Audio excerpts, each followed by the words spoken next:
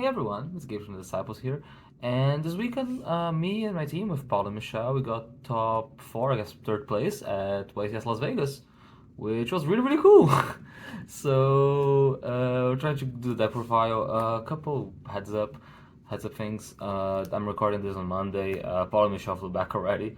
So this is why this is a self-profile in a Vegas hotel room. Had to record it today, otherwise I couldn't do it until like Thursday because of like flying back and work. So apologies for this lightly scuffed setup and just me talking to a camera. But yeah, I'm gonna try to give some insight. But really, really fun experience. Love playing with them. Lovely people. Love great players. And I think we did very well. Also, I won a top 8 match, which is very, very important. We finally did it. So we're getting there step by step. But yeah, it was good progress. I think it's a good format, so I will show you the list. Let's talk to Mugo. Okay, so yeah, I chose to play pure Snake Eye. So me and Paulo played like a very, very similar list. Michelle played Voiceless Voice. Mine and Paulo's list is like one card different overall, and like a couple differences between cards that I made in his sides and vice versa.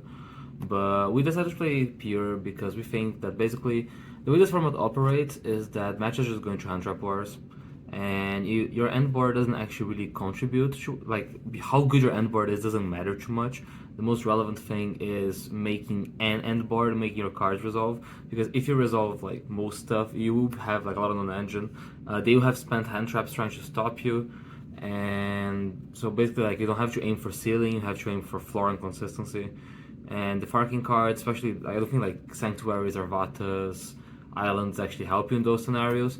Kirin is good, of course, I guess, and but in general, I think the trade-off wasn't worth it. So I was really, really happy with Pure, and I think Pure converted really, really well.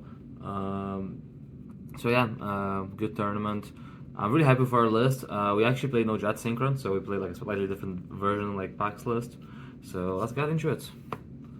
So main deck, I guess, pretty straightforward stuff. Triple Snake Eye Ash, good card. Chupopolis, had to give one back.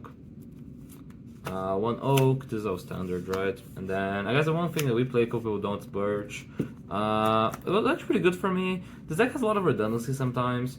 Like for example, if you like resolve Snake Eye Ash and you have Bonfire, so like this Bonfire wouldn't do anything. And this deck is kind of cool because like you can just search this Birch and you can, because you do the Heat Soul combo, you just make Sunlight Wolf and you like special this Birch, you know, link a Rebo, get a Birch back, and make Heat Soul. Also, like going into board, it's just another extender to make into place. We side this out though, wait a second, but it's not like an awful card. But yeah, because our engine is very shallow, we just have to have more cards.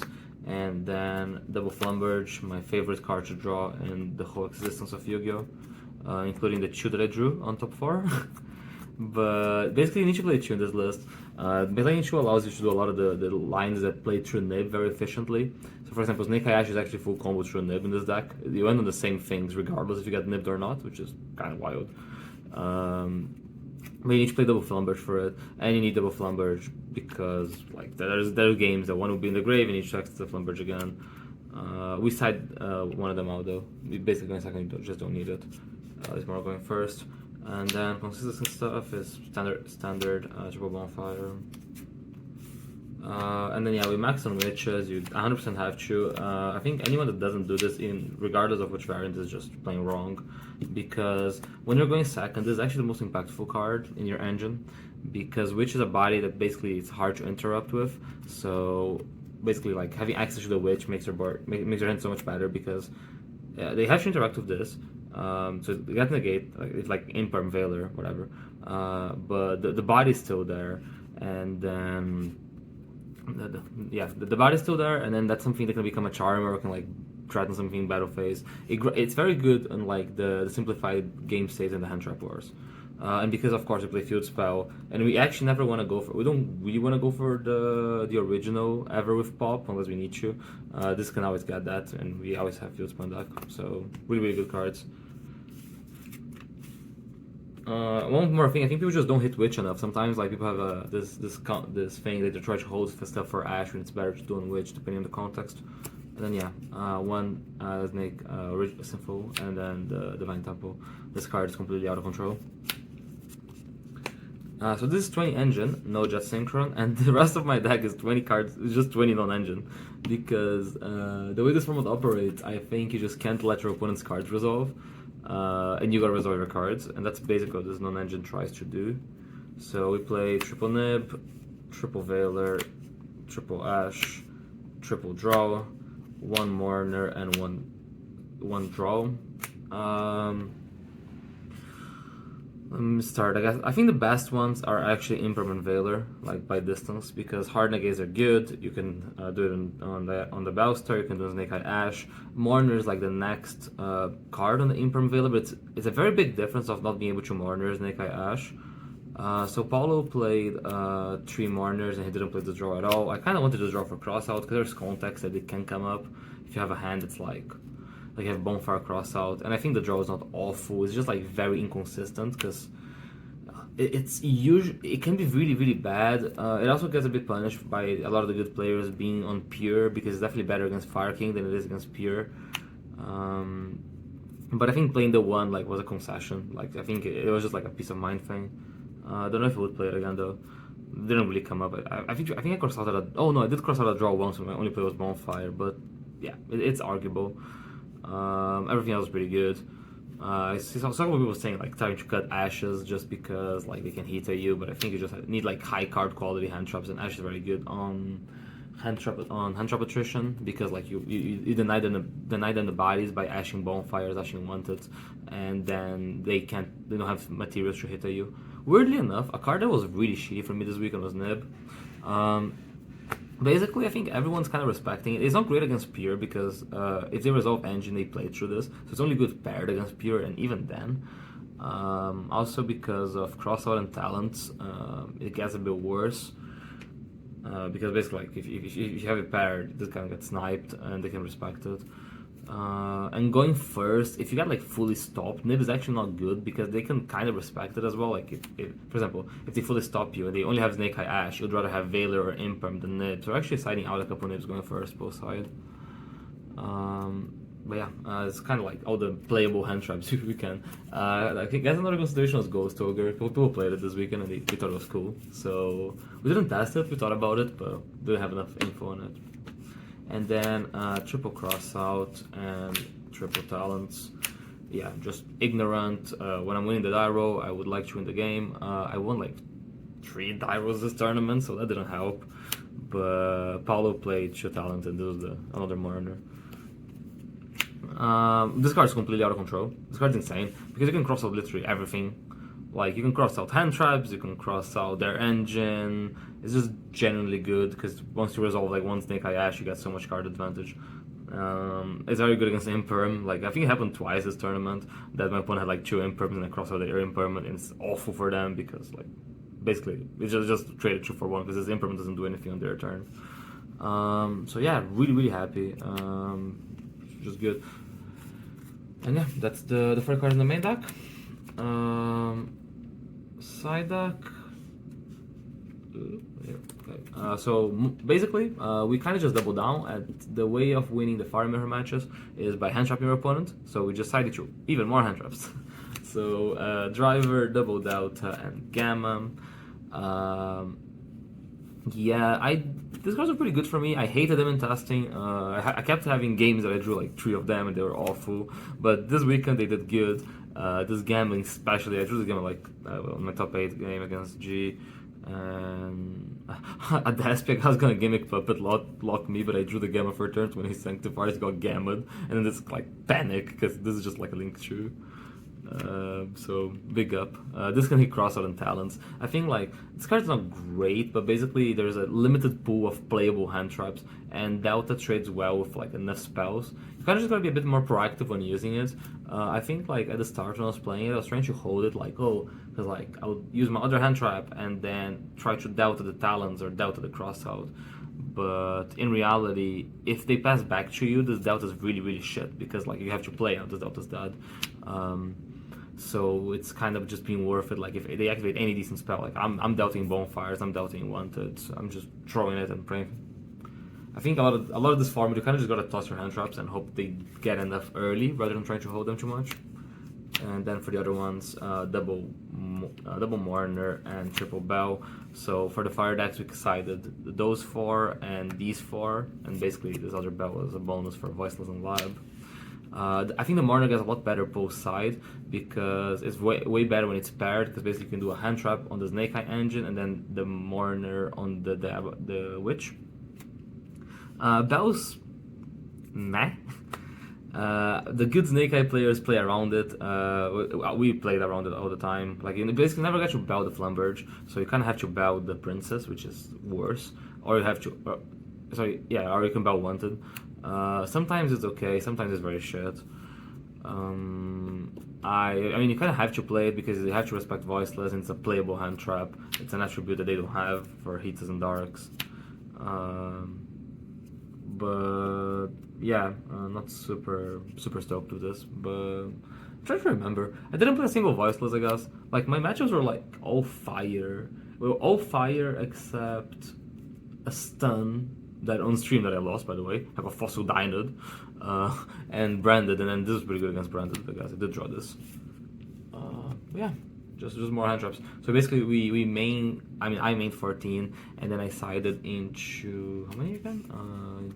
14, into 21, and then we just pray very loudly.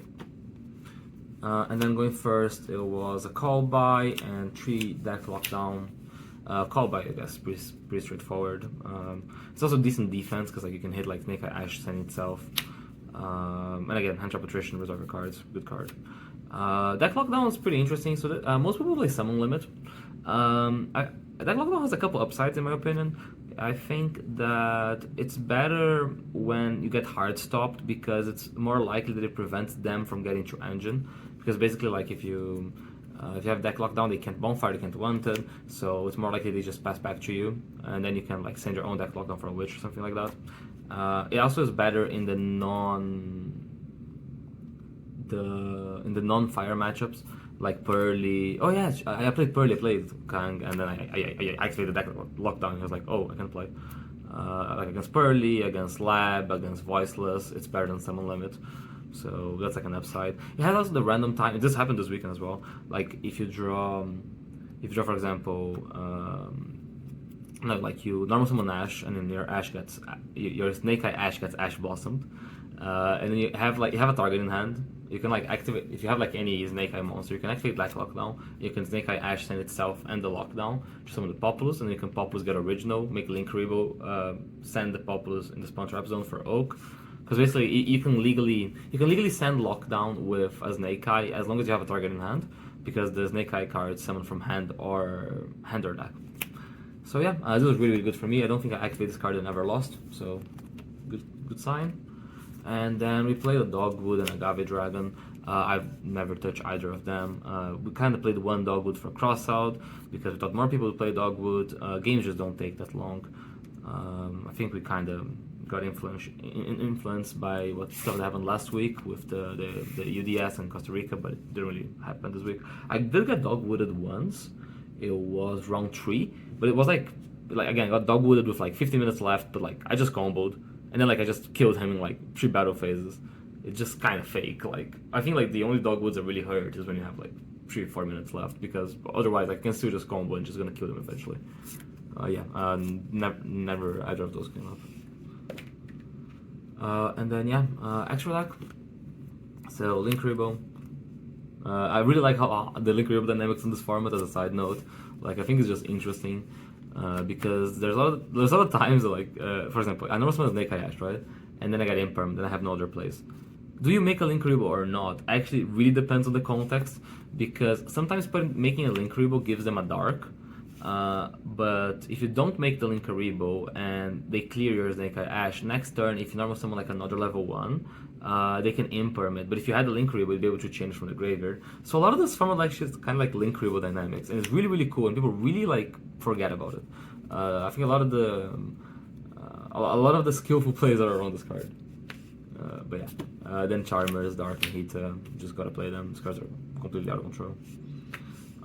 We played Phoenix. This was a last minute thing. We had the Link Spider for like the longest time. To play around Nib. because sometimes it helps, like, because you can like make that into Link Spider to make SP with that, or you can original send Link Spider.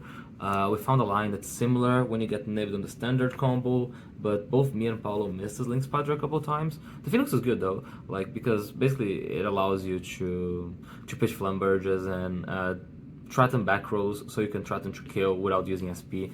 Because basically you don't want to use SP, because once you do it, your opponent's under no threat of dying, so they can just hold your stuff and they'll have a turn. They can just play for follow up. So yeah, Phoenix is good. And then we play Sunlight Wolf, because that's kind of what we do. We do like Sunlight Wolf Heat Soul instead of doing the synchro stuff. And IT, and this is an SP that I had to give back. Yep, good cards. Heat Soul, good card. I think this deck is really good as well, just because like you play so much non-engine, right? So this Heat Soul tends to be an interrupt. What we try to do a lot is end on Apollousa Flumberge IP, and you kind of go through the Heat Soul, and then so like you draw one, and then you can put this Heat Soul back with Populous when you float into the Populous, and then you can tempo summon it and draw again. And then yeah, Promethean Prince is one. I haven't really missed the second one. I think Fire King needs the second more than this deck. One was fine for me. Celine, really cool, really important. One of the main ways you bit like nib when you're trying to kill is making like access code Flumberge, and then they have to nib you, and then you float into two guys, and then you just make this Yalantis line, so it kind of gives you an alternative line. Also, yeah, just generically easy. Also, because you play Veil, there's even more targets for this. So yeah, really good card. One random thing, I guess. It also can come up turn 1 to make Apollo. Like if they ash you, when you would make Ambloeo on the standard combo, you can make the Princess and the Fire into Hita. Hita their Ash makes Celine, and then Celine the Spellcaster if you started with Diabellstar, if you pitch an Effect Veiler. So yeah, or a draw, I guess. This is pretty cool. Ambloeo, I think this card's ass. I think this is the wrong card in the extra deck. We wanted to cut it, but we weren't confident enough. But realistically, it really never comes up. You can just make Raging Phoenix turn 1 and be fine, and just have the extra space for something more useful, like a Link Spider or an Underworld Goddess, something like that. Even a Unicorn could have come up a couple times. I think this is a bit of a waste of slot. If we didn't toy with the idea of cutting it enough. I think we only considered it like on the week, and then it was a bit too late. But I probably we're gonna cut this, because what I see other teams just doing, and I think it's just correct, is that they were just making Raging Phoenix like turn 1, and then you just make this into the Atlantis turn 1. And basically, like if you say the effect of Ambloeo Engrave doesn't matter, it's the same thing. You just put this Engrave, which is not bad as well, because like it can come up. So yeah, probably a bit of a mishap. The Atlantis, really good card. Random outs to a bunch of stuff, and the Atlantis kill line is the strongest one, because it just outs like 3 cards while you're doing it. So yeah, and then I guess the Raging Phoenix, that's how you kill. Then we played Access Code, which a couple people don't play, but I really like for the reasons we mentioned with Celine. And yeah, it's just easy to access. Sometimes you kind of just use this as like Phoenix, because it's like sometimes you can do like Charmer into Celine into Access Code for the same cost as making Phoenix would be, so it's kind of like free. And yeah, this threatens more stuff. And the Apollo that we try to end on. So, but yeah, overall the deck performed very well. I think a couple things, yeah. Probably the Ambloeo, maybe a Typhon. I think Typhon actually has a couple cool spots when like they make SP, because they make Linkaribo to banish their own.